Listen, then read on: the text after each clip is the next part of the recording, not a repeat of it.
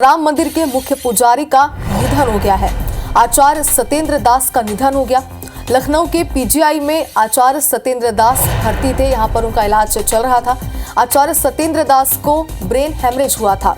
इलाज के दौरान आचार्य सत्येंद्र दास का निधन हुआ। लखनऊ से अयोध्या पार्थिव शरीर लाया जाएगा और 87 साल की उम्र में आचार्य सत्येंद्र दास का निधन हुआ है। तो पीजीआई में उन्हें भर्ती कराया गया था हॉस्पिटल में, जिसके बाद उनका इलाज जारी था। लेकिन इस बीच एक बेहद ही दुखद खबर निकलकर सामने आई है।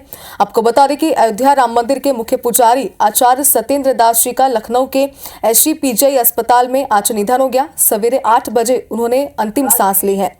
लंबे समय से वह बीमार चल रहे थे और कुछ दिन पहले ही उनकी तबीयत अचानक से ही बिगड़ गई, जिसके बाद उन्हें लखनऊ के एसजी पीजीआई में भर्ती कराया गया था। डॉक्टर्स के अनुसार उन्हें स्ट्रोक का अटैक पड़ा था, जिसके बाद उनकी स्थिति गंभीर बनी हुई थी। इलाज उनका चल रहा था, लेकिन इस बीच उन्होंने दम तोड़ दिया।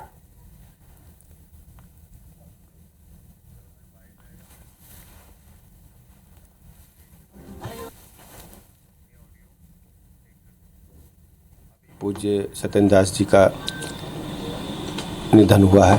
हम सब ये जानकारी प्राप्त होते ही बहुत ही दुखी हैं और प्रभु राम से प्रार्थना करते हैं उन्हें अपने श्री चरणों में स्थान दें और उनके अनुयायियों को, उनके समर्थकों को इस असहनीय पीड़ा को सहने की ताकत दें। उनका पूरा जीवन रामलला के चरणों में बीता, रामलला की सेवा करने में बीता। वो पुण्य आत्मा थे।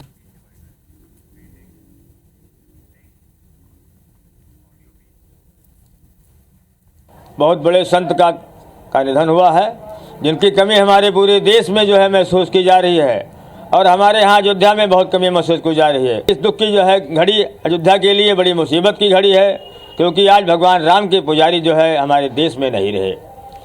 पुजारी जी की श्रद्धा जो रही वो सबके साथ में रही और हिंदू मुसलमानों के बीच में रही, सबको आशीर्वाद देते रहे। और चलिए, ज्यादा जानकारी के लिए हमारे सहयोगी अपूर्व पाठक हमारे साथ अयोध्या से लाइव जुड़ गए। अपूर्व, अगर देखा जाए तो न सिर्फ अयोध्या बल्कि पूरे देश के लिए दुख की घड़ी है। आपसे विस्तार से एक बार ये समझना चाहते हैं कि क्या उनकी स्थिति बिगड़ी जिसके बाद उन्हें अस्पताल में भर्ती कराया गया, कैसे इलाज चल रहा था जिसके बाद उनका निधन हुआ, जरा बताइए।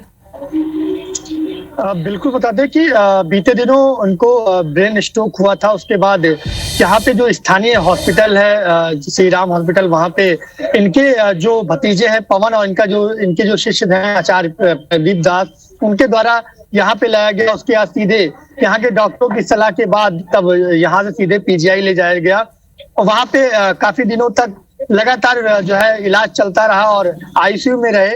उसके बाद धीरे धीरे उतार जो स्वास्थ्य में उतार चढ़ाव का दौर चलता रहा, लेकिन हालांकि आज उनका शरीर शांत हो चुका है। लेकिन कहीं ना कहीं उन्होंने जो राम मंदिर के लिए किया है और जो टेस्ट की संवेदनाएं वो लगातार निकल कर आ रही हैं और राम मंदिर में खासकर 1993 से लगातार राम मंदिर से जुड़े रहे।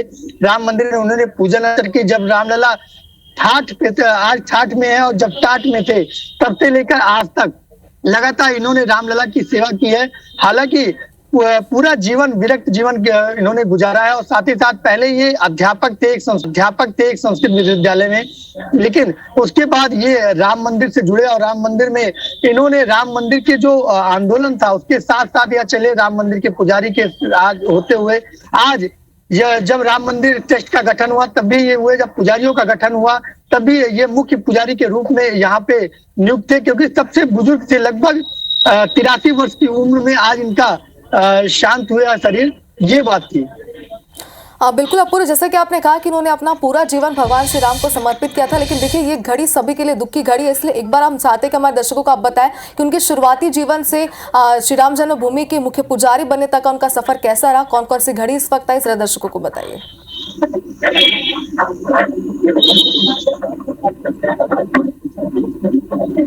अपूर्व, आवाज आ रही है अब तक हमारी? जी बिल्कुल। अपूर्व, देखिए आज की दुख की घड़ी है सभी के लिए, तो एक बार हम चाहते हैं हमारे दर्शकों को आप बताएं कि उनके शुरुआती जीवन से लेकर श्री राम जन्मभूमि के मुख्य पुजारी बनने तक का उनका सफर कैसा रहा था।